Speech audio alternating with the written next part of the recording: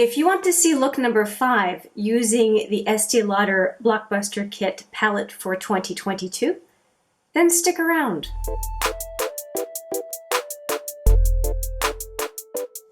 Hi there, it's Hélène and welcome back, or if it's your first time here at HMM Makeup, then welcome.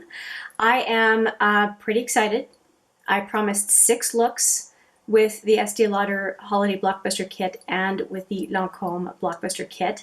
Well, this is the 5th one, so I'm getting close, and hopefully the lookbook is helpful for you to determine whether you want the kit to begin with, and then of course second is what you can do with it for color placement to make a number of different eyeshadow looks that hopefully will be quite flattering on you. So we are back to this little guy, and today we are going to focus on the middle trio.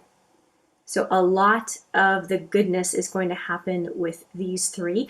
I'm already wearing the peachy highlighty blush on my cheeks because I wanted to come on without looking ghostly. And I also did my eyebrows, and my eyebrows, because there's no brow specific product in the kit, I did use my Makeup Forever brow kit. It's no longer available, but I'll show you anyway because this kind of a brow kit is great, and as you can see, I use it quite a bit. It's the kind of kit that's nice because you have a little tiny palette to open. It's one product that has everything and you're done. I do like that. I do also wear brow pencils and brow tinted brow gels, but I do prefer using a powder and setting it with a brow setter. So yeah, that's just something to say. And I do know that Estee Lauder also has a brow setter. So if you're trying to figure out what to purchase in order to be able to be eligible for the Blockbuster set, the brow gel might be an option. It's something that a lot of us use as a utilitarian product. So just thought I would mention it. Now, what I already have on my face as well is on the upper waterline. I do have the black liner that I complained about when I did the unboxing valuation. And what I have to say though, this is my first time using it. It is a creamy liner, and I am impressed with one thing. It did not transfer, almost didn't transfer, there's a little bit right here, almost did not transfer to the lower lash line, because sometimes you want a black liner on the upper waterline and you don't want it on the lower waterline, and it's just a little bit on the outside edges that I see now. So not a big deal, and I'm pretty happy with that. Now, most black liners should not transfer to the lower lash line, but it is nice to know that at least this one does not tend to have that tendency. Although, like I said, I see it a little bit on the outer edges that before filming I did not notice. So I wasn't there. I guess over time from blinking it just transferred a little bit more. So I think it's actually a decent liner, and again, most black liners should function that way, but you know, sometimes they don't. And what else do I want to say? I just used a very light, kind of a beigey, very light brown on, it's more of a beige on my upper lid. I can show you what I used. That way you don't have to guess. So it's from an old palette, the Metal Matte palette, and it's a shadow that I'm panning, and it's just the perfect color for me. And so that's what I have, just as a basically setter shade, prepper shade for the look that we're going to do today. And I do recommend that. If you have any concerns over blending, just put a shadow that is close to your eyelid color, and it just makes everything much easier, especially if you're nervous about shadow placement. It takes part of the stress away, and yeah, I highly recommend it. That said, let's get into this palette. So the first thing I'm going to do, and I've got my little handy guide because in order to do 6 looks, I had to make sure they were all different. So let me follow my recipe for look number 5. And we're going to do brown on the outer crease, outer lid. And the brown that we're going to use is this one. So again, focusing on the trio. So let me get right in there.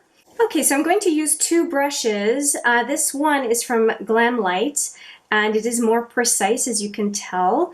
And then this one is the fluffier one, and that is just going to help me diffuse the product where I want it on the eye. But the strict placement at the beginning is not a bad idea because you can always just blow out the color, but it's hard to add intensity afterwards. So I'd rather do the intensity first and then kind of try to work it out to where my limit is for the look. Okay, that's a lot of talking. So let's get into that brown I showed you with the Glam Light brush. And I'm going to use the mirror from the palette. And I'm going to work, if you're not familiar with this channel, I'm going to work with only one eye to begin with. Do the other eye off camera, so you don't have to sit and watch me do two eyes. Okay, so I'm just kind of pressing into the crease with the brown, going back in.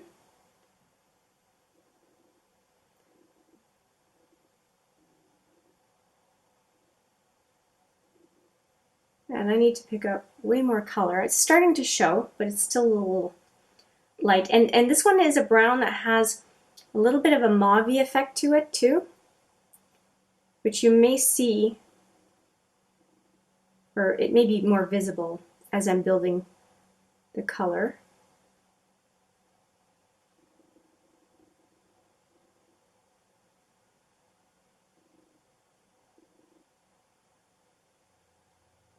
Okay, so I'm having no trouble getting the color where I want it, unlike the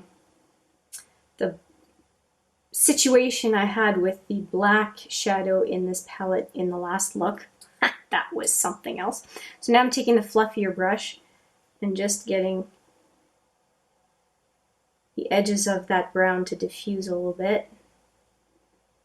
Okay, that's looking pretty good, I think. Let me just add a little bit. I'm swirling the brush in just so I can pick up enough.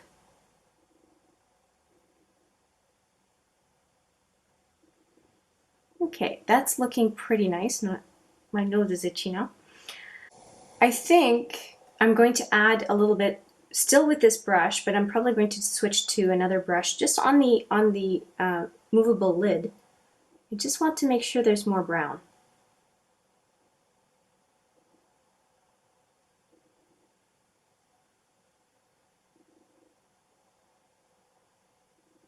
Okay, and now I'm going to take an angled brush and bring the brown down a little bit. And here is my angled brush. I really like this brush. It does a great job, especially for this step. So I'm putting shadow on only one side of the brush. I'm almost using the brush as a liner, a fluffy liner. And I'll put some shadow on the other side and just finish up linking the two sides of the eye. There we go. So it's kind of like a rosy brown liner, and I quite like it.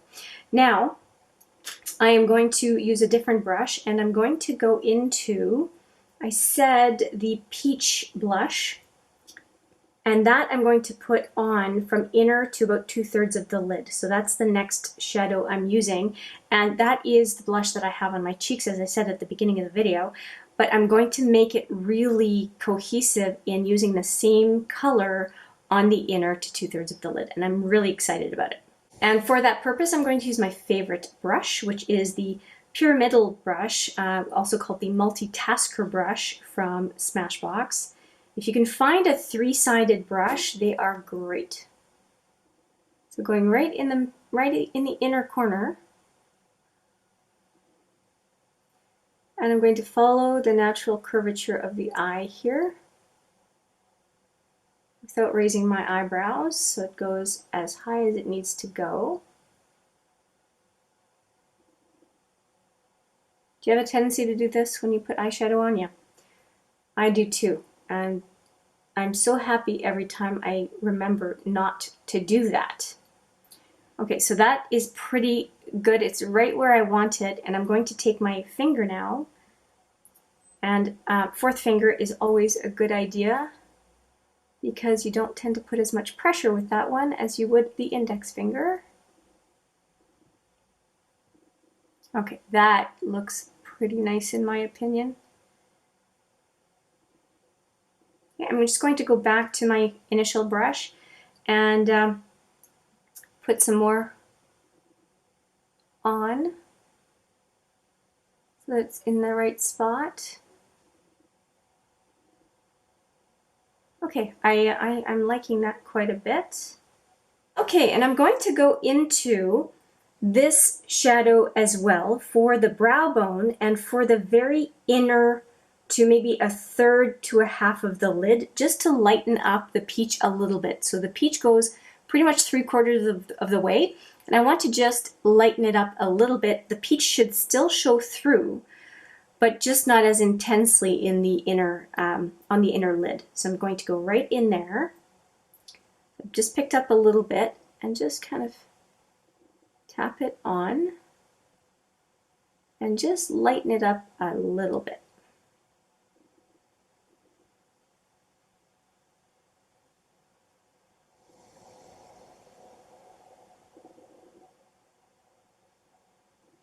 Okay, so that did a good job, and it's pretty subtle and just seems to seamlessly move from lighter to deeper, and I'm pretty happy about that. So I think I have everything except for the brow bone, so let's do that. And so for that, I'm going to go into the brow bone placement, brow bone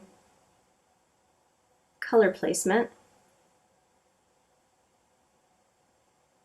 And I like to do both sides because the brow bone highlight does not usually interfere with any of the other shadows, at least for the look I did today. There's nothing too avant-garde about this look. It's pretty easy to avoid the brow bone, so there we go. All right, I'm pretty happy with the way this turned out. I'm going to finish this look and then replicate it on the other side. Okay, so here we go. I have the little black liner from Estee Lauder. That's this behemoth of a liner, but it's called the little, is it Little Black Dress? I can't remember. Little Black Liner, pardon me. And there's only one side that I'm going to use today, but there are two sides. So this is the one I'm not going to use. So it gives you a chance to have a wider line. And this is the one that I prefer for the lining, and that's the one I'm going to use. Does it have a fluff on it? It does. There's a fluff on it. Okay. With a felt liner, sometimes they do kind of start to come apart. So let's do the liner on the upper lash line.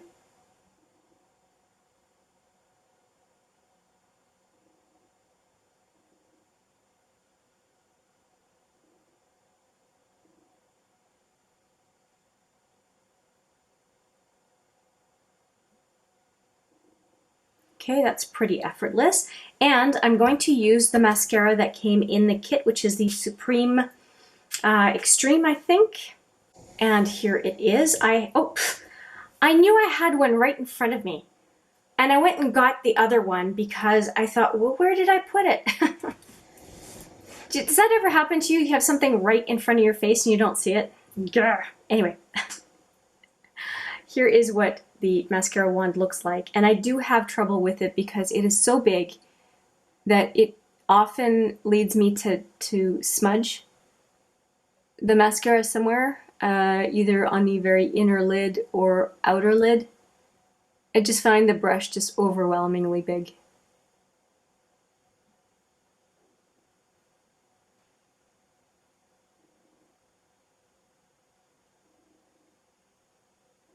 And I blink when I put mascara on, so it's just one of my quirks. All right, that is the final look on this side. Let me just replicate it on the other side and I'll show you the final look. Okay, this is the final look and I'm really happy about it. I think it turned out really well. It was a very easy look to do and to complete. I would say it's super beginner friendly for anyone who's just kind of getting into eyeshadow, if that is your situation, or somebody who wants to try specific placement around the eye and you tend to use one or two shadows, this might be a nice one to try to just add more colors to your eye and be able to do more of a dimensional look. I can't stop looking at it because I really feel like the inner to a third of the lid with the very light peach. I didn't know if it was going to work the way I was hoping, but it sure did. And I really, really like the outcome. And if I look at it, I want to add a little bit more on this second eye. And I'm just going to use this brush. It's not, I'm not using it for a particular reason. I'm just using it because it's clean. And I'm just going to add a little bit higher up to match the other side. Okay, a little bit of an offset from one side to the other. But again, I'm really happy with it. I think it's super approachable. I think it would look great on most people because it is mostly neutral colors. Yeah, and I also put on the neutral lipstick from the Estee Lauder kit, which is this one right here. So there's a red and there is a neutral. The neutral is just in this kind of gold packaging, and that is what I have on my lips. And it does show up more rosy than it does on the lipstick itself. But I don't mind it. I think that it does not clash with the eye look because I think they're both somewhat in a neutral palette. I do wish it were a little bit more on the brown side because the other lipstick is red, but I don't think it's a bad color. And really it would go into personal preference as far as what kind of a neutral you would prefer in the kit. So, and I mean, there would be hundreds of different answers if we were to poll people, right? So that is it. I hope you enjoyed this 5th look with the Estee Lauder Holiday Set palette. Just going to show you one more time what it looks like. It is a very small palette, and I will say that there are some shadows in this palette, notably the black matte, that do not perform as they should. But I will say that it looks like a number of the shadows can definitely offer up some nice looks. I think that in the total six that I will have given you, I think that only one will have been overall problematic because I know to avoid the black. And obviously the brown did a decent job at deepening up this look, so I will just keep that in mind going forward. But the brown is one of the tiny pans, which is unfortunate. So is the black, but the black doesn't work, so I'm happy that the space went to other colors because that way maybe those colors will all work. Yeah, I'm rambling. I hope you enjoyed the look. Let me know, of course, as I said, let me know in the comments. And I look forward to hearing what you think, and I look forward to seeing you in the next video. But for now, as always, take care.